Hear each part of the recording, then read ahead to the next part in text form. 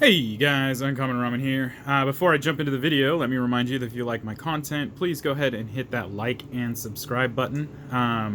And if you want to see the content as it's coming out, hit that bell icon so you can get notified when I drop the content. Also, if you feel the need to support me, hit me up on my Patreon at patreon.com/uncommonramen, capital U, capital R. I do all of this in my free time, so any amount of support can help me bring more of this content to you more often. So today I wanted to take a look at Pretty Guardian Sailor Moon Crystal Dice Challenge.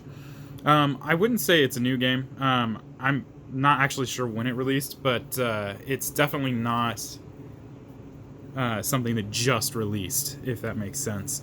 It's something that I found on Jap Anime Games website. And it was always something that I was interested in, but I didn't know a whole lot of information about it. When I went on to the webpage, well, I should say when I went on to Board Game Geek to look up the pictures and stuff and kind of read about it, I still found the information to be slightly vague. Some part of me, I guess, thought that this was going to be a push your luck game, and it's definitely not push your luck. On your turn, you get to do one action, which is attack your opponent, and you just go back and forth until one of the two of you has no more dice left. But without further ado, we're going to take a look inside so we can see what you get with this. One of the things that I was really disappointed about on BGG is I don't remember seeing a lot of the actual dice that came in this. A lot of people upgraded their dice to other sets, so. Got a rule book right here.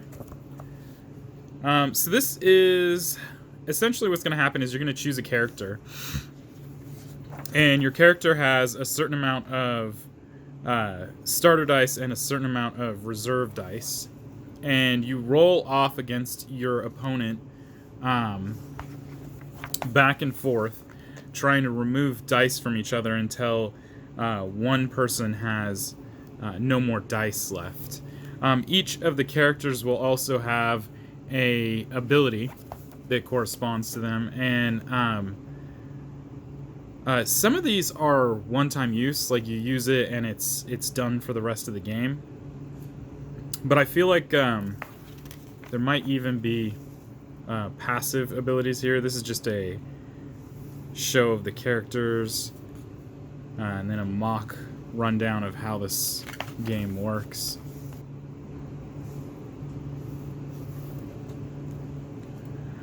A lot of text here, actually very simple game, and it is actually a re-implementation of a game, I believe, that was called Button Men, and the major difference here being that, I think it says right here, re-implemented off of Button Men, yep, with the major difference being that in Button Men, they tried to make sure that every character was just on a button, and all of the dice, I believe, were actually paper. Could be wrong about that. So we got some tokens we'll go into. We also have the dice that belong to it, and we also got these lanyards, and I'll explain, why they included lanyards in here momentarily. And then we have our character cards. So the first thing we're going to do is we're going to take a look at the characters here. Now the glare is making it so that it won't focus. Okay, there we go. So this character, the top part right here is going to be the amount of dice that they start with. So they're starting dice. We have the name of the character, and then we have a ability here. The ability on this guy, I think, is one of those that isn't used up once per turn. Or, I mean, once a game. I think you can use it once per turn. Because he has no reserve dice at all. So then we have King Endymion. These are his starter dice, and these are his reserve dice, and then this is his ability. We got the droids. So it looks like they start with some tokens, and then they have just reserve dice. And then that's their ability. We've Queen Beryl.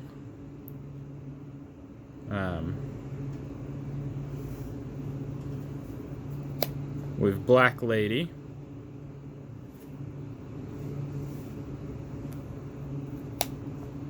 Kunzite.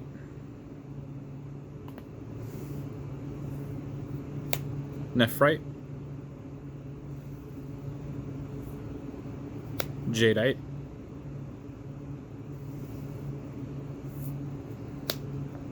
Zoisite.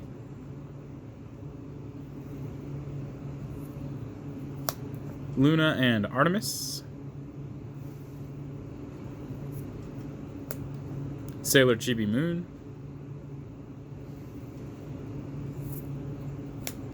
Neo Queen Serenity. Queen Serenity.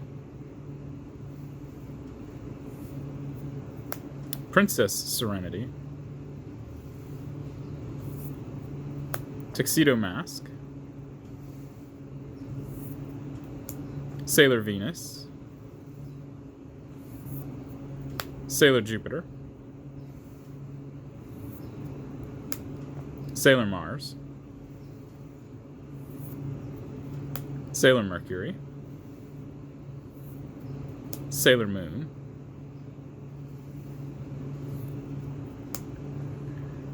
Prince Diamond. I'm just gonna butcher it. Demand. Esmeralda.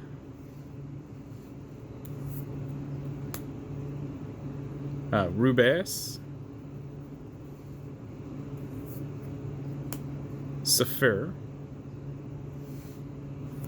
So those are the characters, and like I said, it's just broken down how many dice or the dice you start with, the reserve pool of dice that you have as you lose dice, and then right below that is going to be the ability of the character. And essentially, like I said, what you're doing is you're rolling these dice off against your opponent, trying to, I believe, get the higher number, and just slowly but surely remove dice from their starting pool, forcing them to bring dice into their starting pool from their reserve pool until eventually they don't have any dice left. So you'll see that I've pulled aside 6 other cards here. These cards don't have the same backing as the other ones, and are actually cards that you're supposed to put in your lanyard. And essentially what it's supposed to do is tell people that not only do you play Sailor Moon Crystal Dice Challenge, but that you're ready to play right then, right there. And you're supposed to do this at anime conventions and stuff like that. You just throw it into your lanyard so that people can see that you're ready to go. And they all have some character here, like this one has Tuxedo Mask and says, "A challenge? Come at me, bro." And we have Sailor Venus saying, "Are you ready to play? I love a good challenge." Sailor Jupiter, so many challenges to defeat, so many challengers, my bad, to defeat so little time. Sailor Mars, challenge a fiery player and you're gonna get burned. Sailor Mercury, you're challenging me? You're all washed up. Sailor Moon, in the name of the moon, I challenge you to a game. So that you could, it's kind of a cute way to kind of meet people and play a game that you both enjoy, but it's also kind of not practical at all. But yeah, anyway, so those are what those 6 cards are. Then we have the 2 lanyards that were included in here, and they're just Sailor Moon related lanyards. So we've got the original Sailor Scouts from seasons 1 and 2. Obviously, there are more Sailor Scouts. I think there's 2 or 3 more. Those were in the expansion that introduced season 3. And then right here we have the, I guess they're wands, right? Of the different Sailor Scouts. And the expansion also came with a lanyard that shows the other remaining scouts that weren't here. And we have our tokens here. There's a ton of these tokens, and some of these just represent the abilities, but really quickly, these top ones are victory tokens.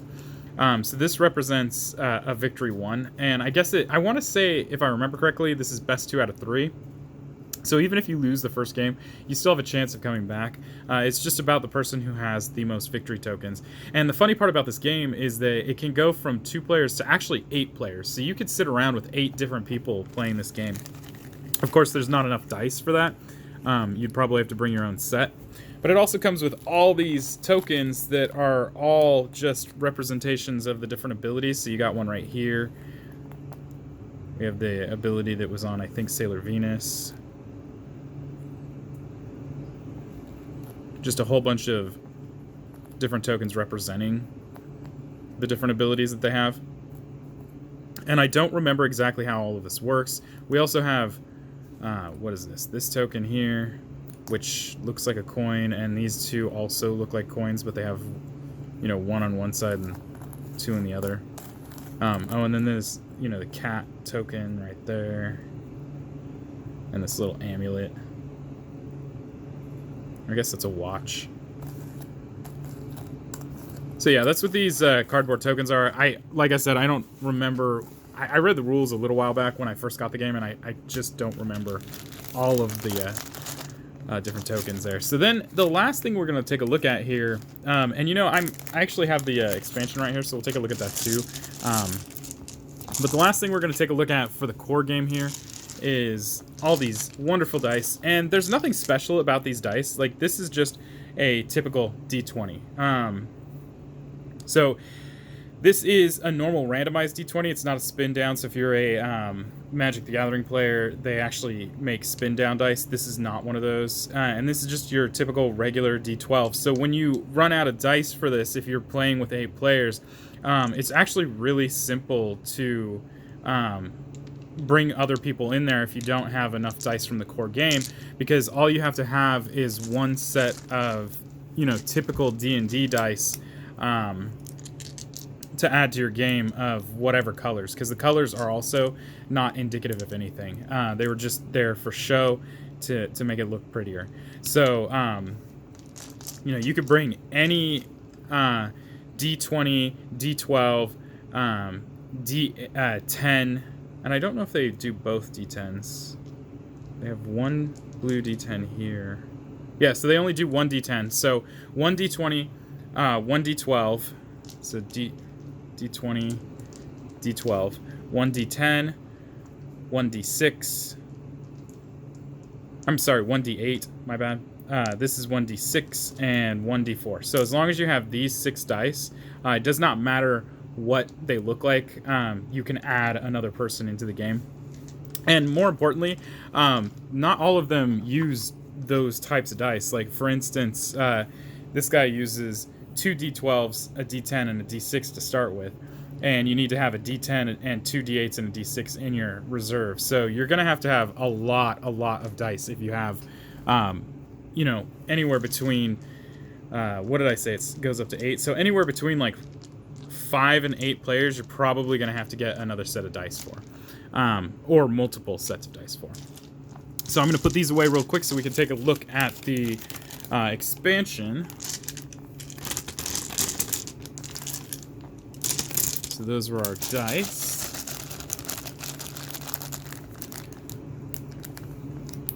Toss those guys in the box. Get these tokens out of the way.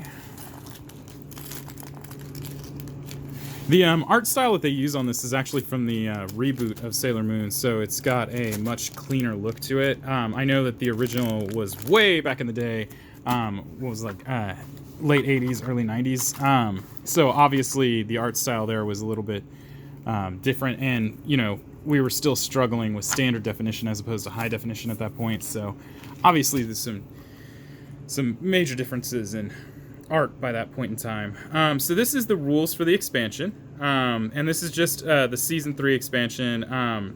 If I was reading what I had read about this correctly, this was all the stuff that was, or I should say all the characters and whatnot that were introduced by the 3rd season, characters and villains and so on and so forth. So you have all this going. Another example of play. Yeah, we'll go into these guys. And then we have an edition of Telu.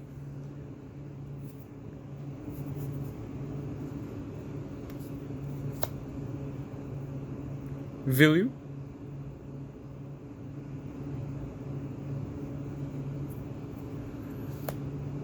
Mimet or Mimet.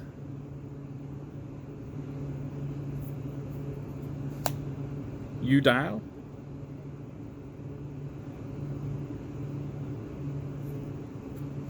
Sailor Saturn. Sailor Pluto. Sailor Neptune. So there's 4 Sailor Scouts that we're missing. Sailor Uranus.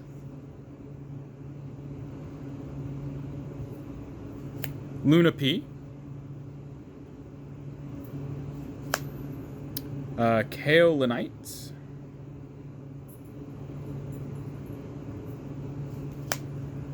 Cyprine and Tywel? Tywel? Is that P silent, guys? I hope it is. And then lastly, we have Mistress 9. So these are the additional characters that are added to it. And with that, we also received a new challenge card from each of the new Sailor Scouts as well. So we have Sailor Saturn here saying, challenge me, and your future holds only ruin and silence. So she's kind of a dark person. Then we got Sailor Pluto here. I always have the time to throw down in a battle. She sounds like she is where the party actually exists. We got Sailor Neptune here. Come to battle me? Get ready for a sea of trouble. And then lastly, Sailor Uranus says, your world will be shaking when I'm done with you. Which, if you take that in the wrong context, actually sounds really unfortunate. Sorry, I kicked the camera there. Next up, we'll take a look at the lanyards, so we just show off so you get yet another lanyard in there, and of course, it just simply finishes off the Sailor Scouts that just weren't in the first lanyard. So if you want these lovely Sailor Scouts as opposed to the other ones, there you go. Then we have 2 really big tokens. These represent daemons that you can summon. Only a couple of the characters do that, but they have their own dice pool as well, so I'm sure it just adds a level of challenge that is stupendously fun, I'm sure. Next, we have our tokens in here, and again, there's not a whole lot of differences here, so the tokens are just representations of the different abilities, and I don't know if this is just a way to indicate whether they're used or not, like if you, when you start the game, you place this on the card, and then when you use it, you take it off. I'm not really sure how it works. Got Luna P's ability there.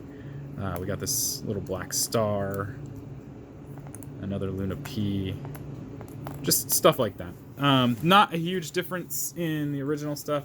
And then finally, we have the new dice for this, and they are absolutely beautiful. I'm definitely a bigger fan of the expansion dice than I was of the original dice. But again, this is still not enough dice to make up for an 8-player game. You would still probably have to add dice. And I'm going to go ahead and bring on camera here my favorite set of dice here. The purple gold is just absolutely majestic.